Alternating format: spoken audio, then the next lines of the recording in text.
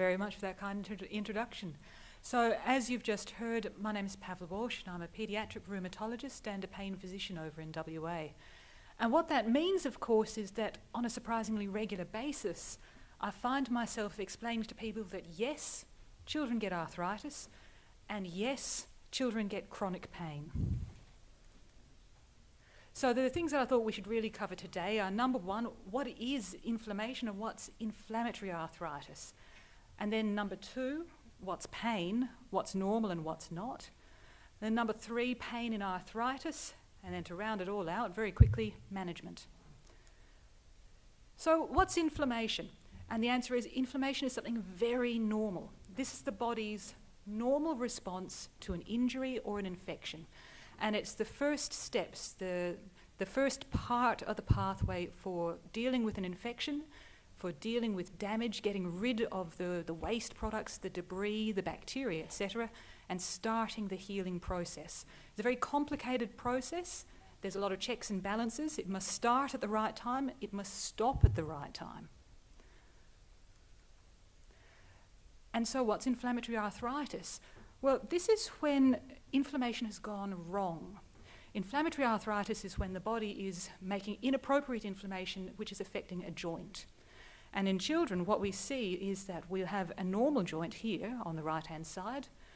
Let's see if I've got a... Yes, so a normal joint here with nice healthy bones, cartilage at the end, skin, etc. I've simplified a little bit.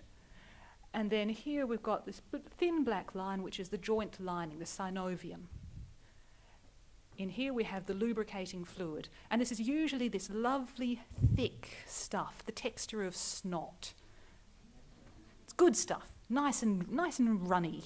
You know, you need it there. It needs to stay where it's wanted in the joint. But when you've got inflammatory arthritis, this goes wrong a bit. And you can have inflammation that affects the joint. You can have inflammation that affects other areas in the body as well. And you can get the arthritis in the context of other inflammatory diseases. And so when you have inflammatory arthritis, this lining of the joint becomes abnormal. It becomes thickened. It weeps. It makes, rather than this nice, thick, snotty, lubricating fluid, you've got this thin, watery, weak stuff. It's a bit like wee. It doesn't work very well. There's extra blood flow, there's different chemicals present, and so the entire area can become stiff, swollen up, warm to touch, and with the smaller joints, quite red as well. And so people feel pain, people get stiff, they may not be able to use the joint the way they should, and they may not be able to do what they need to be able to do. And as a doctor, when I examine, I can see this swollen joint. It may be deformed in other ways, and it's certainly not working the way it should. There's loss of movement, and there's pain with movement.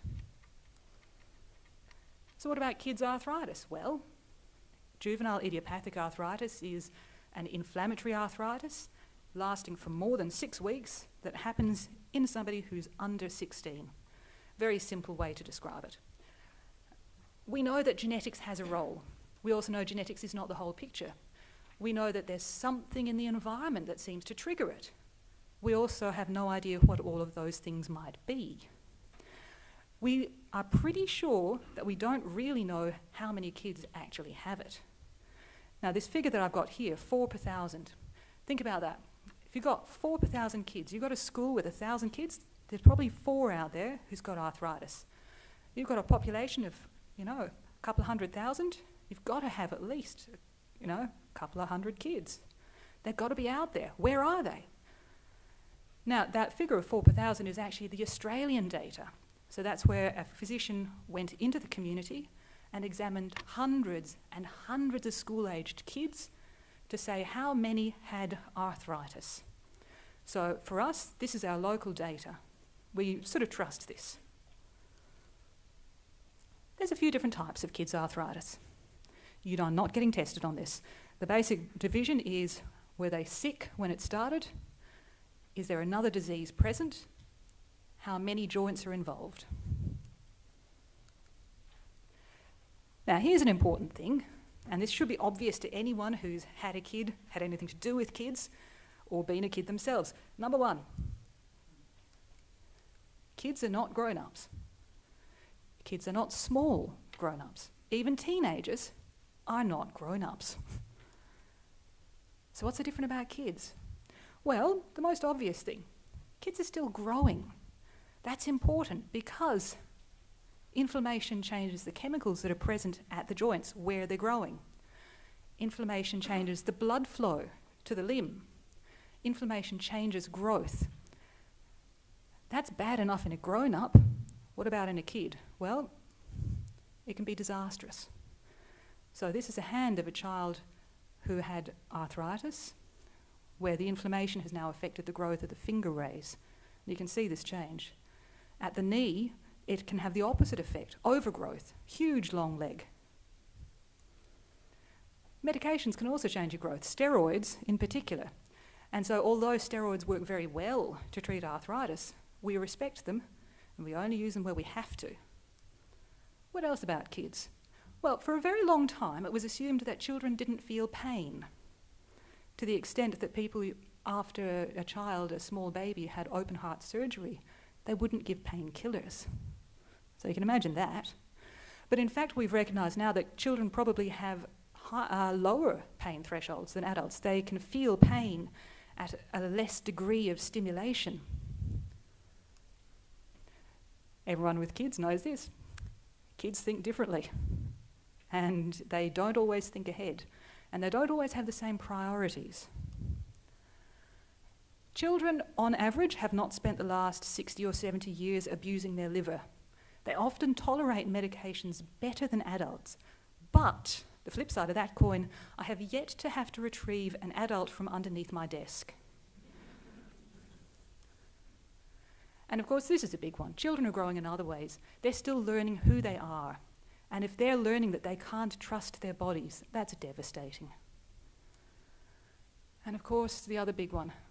Children rely on the adults around them to tell them about the world and to tell them what's safe and what isn't.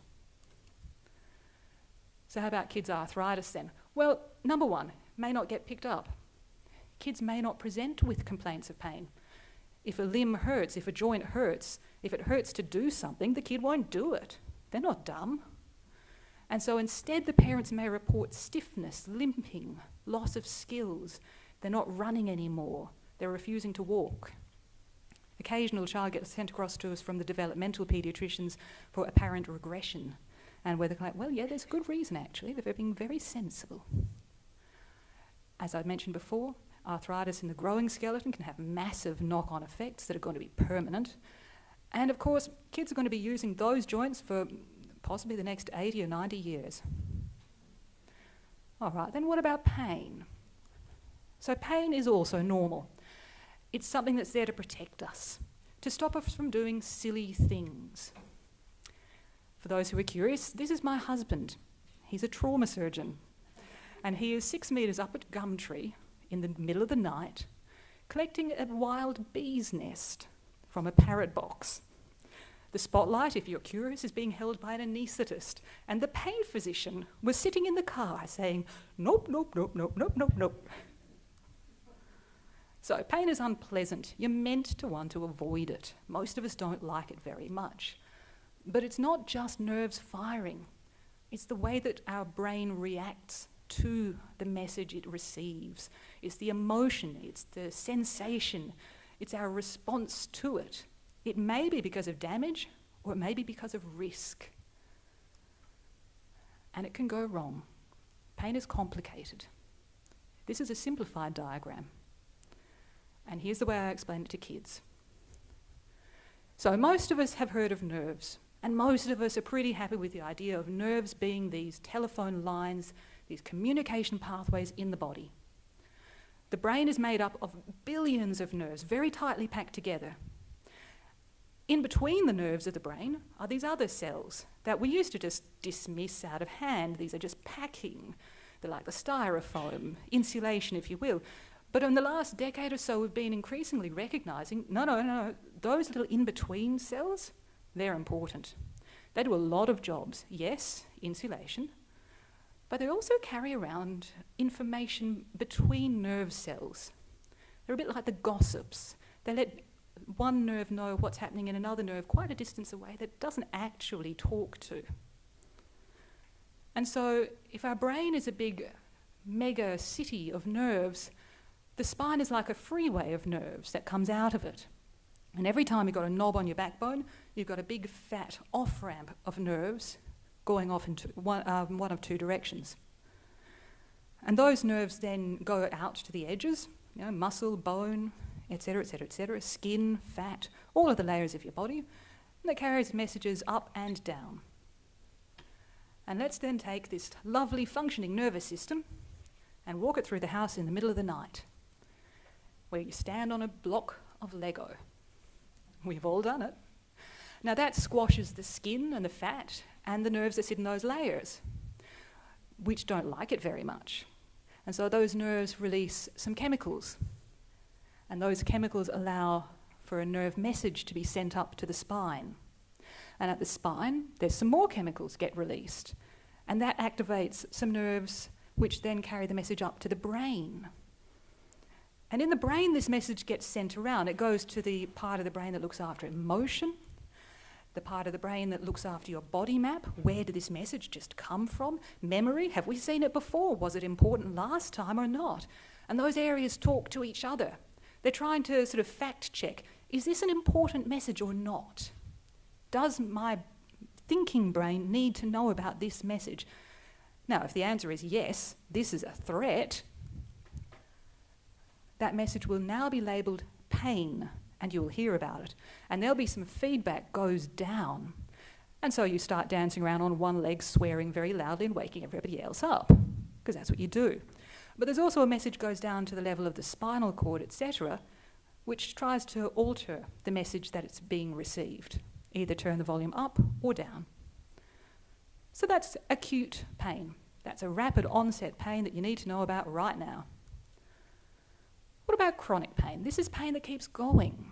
So chronic pain is pain that may or may not have a definite disease that keeps causing it, but the pain keeps going for certain sure. And what do we see in chronic pain? Well, here's a way to think about it. We learn with our brains. We're all pretty confident about that, I'm assuming.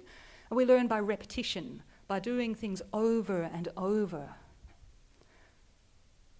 Guess what? If you do pain over and over, your brain and your spine and your nerves will learn to be good at pain. And so what happens? Well, you get changes down here at the nerve. There's an increased number of nerve endings. There's more chemicals in them. They fire off more easily. You see the same changes here at the spine and in the brain.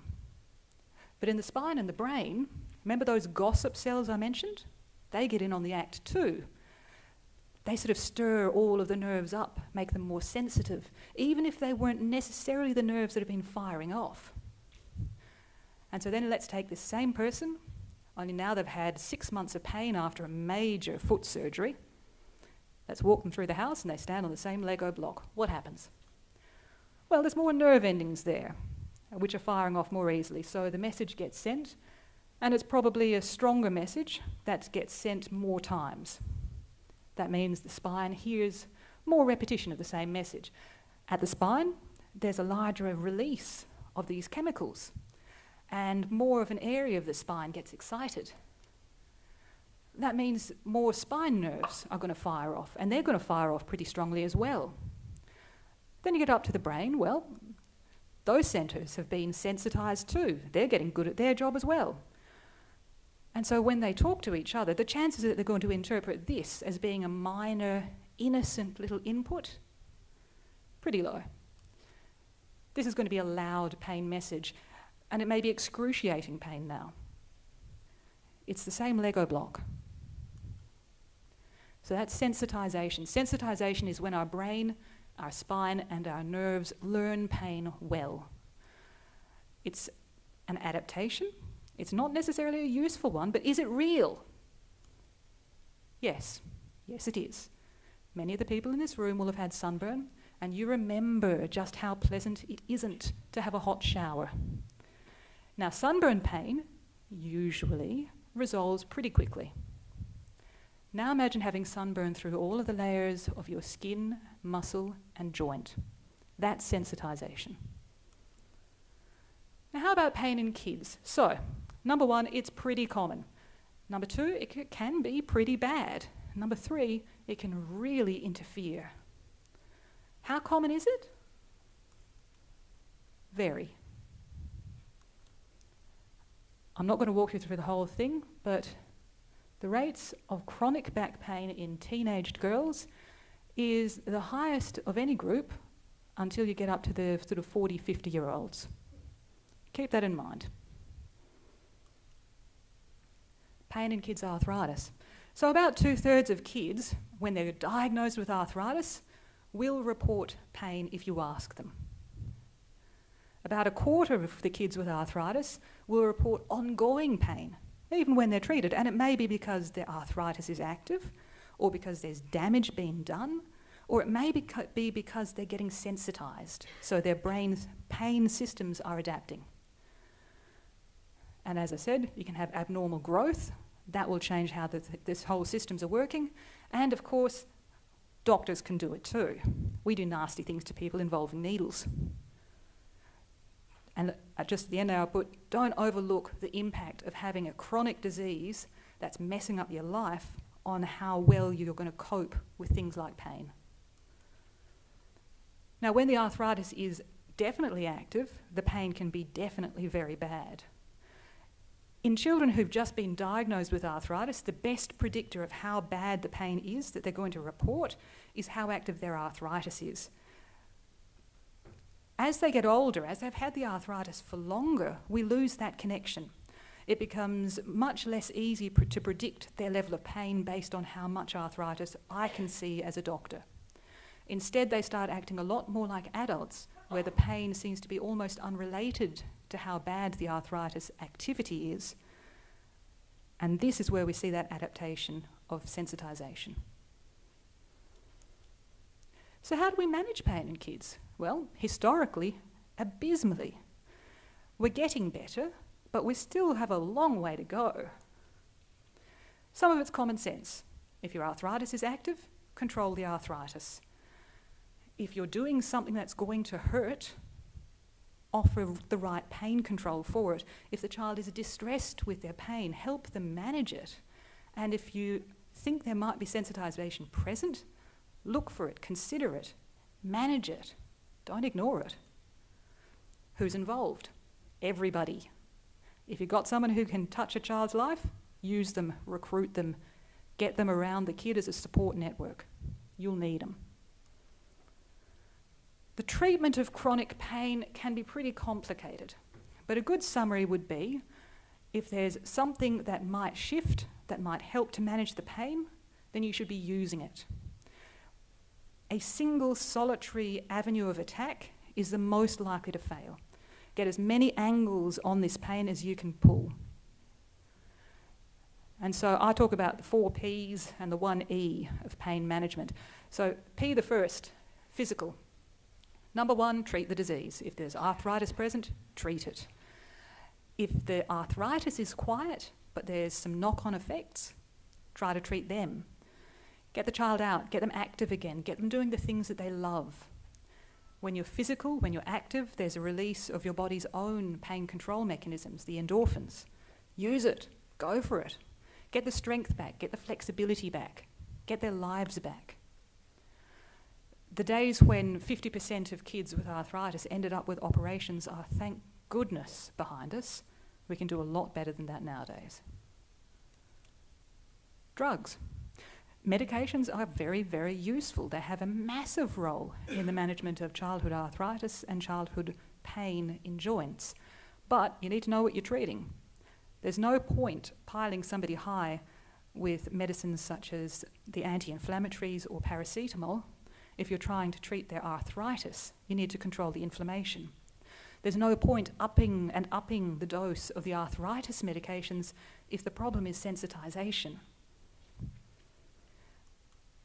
There's quite a few medications out there, and we use them in different situations in different ways. And some are tolerated better than others, and some are needed more than others. But if you rely on medications alone for managing the pain of arthritis, you may be on a losing wicket. psychology. Now, this is not because I think the kids are nuts, but if you have chronic pain for a very long time, it changes how the brain works. That's what sensitization is. Having pain for a long time will mess with your head. The nice upshot of that is that if I have a patient and I can get them working with me to change how their brain is working, they can then also start to use that to manipulate their brain's interpretation of the nerve signals to change their experience of pain. And that's very, very impressive. It's a lot of work. This isn't easy, or everyone would do it, but there you go. And then the next P, parents. Parents are massive. Parents are important. Parents are essential. Parents are there. And they're often very much alone. So I've got parents, I have to support them. Not the least because when you're a parent and you've got a kid with a medical condition, everybody is an expert. You will have the checkout person at Coles telling you how to manage your child's arthritis. You will be defending it to the relatives. So I, as a doctor, must be there to give the parents the best information that I can, the best up-to-date explanations that I can offer, and the support that I can. And of course, that leads me straight over to education. First, last, and every time, I have to be able to offer this. Now, it's dead important for the parents. Mum and dad, the rest of the family must understand what's going on. Why am I giving their child these drugs? Why am I sending them to a physio? Why, for the love of heaven, do I want them to see a psychologist when they've got arthritis? If I don't explain it, they're not going to understand. But it's even more important for the child. Remember, that 4-year-old is eventually going to be 14. And when that happens, every teenager goes through a phase where they want to be normal. And normal kids don't have arthritis. And normal kids don't have to take medication every day. So if they want to prove they're normal, they'll stop taking their drugs. And they'll refuse the treatments. And they'll run away from me. And they'll hide. And they won't tell me stuff. So if I want to give my kids the best chance that I can, that they're going to go on and hit that phase and then talk to me and let me know what's going on, I'd better be talking. If I want them to feel normal, I'd better have introduced them to other kids with arthritis. This is where the arthritis camps are so massive. If I want those kids to trust me, I have to offer them a reason. So, the take-home messages that I'd like everyone here today to remember. Number 1, arthritis happens to kids. It's very real and we probably don't know the half of it. Pain and arthritis is also very real.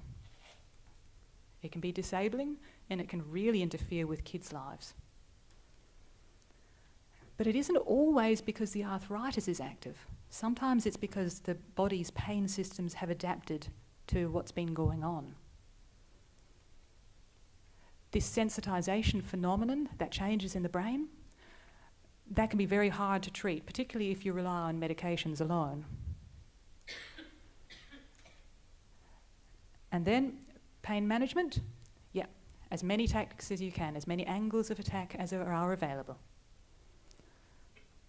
So thank you very much for your time, people, and I'll be here at the end to take questions.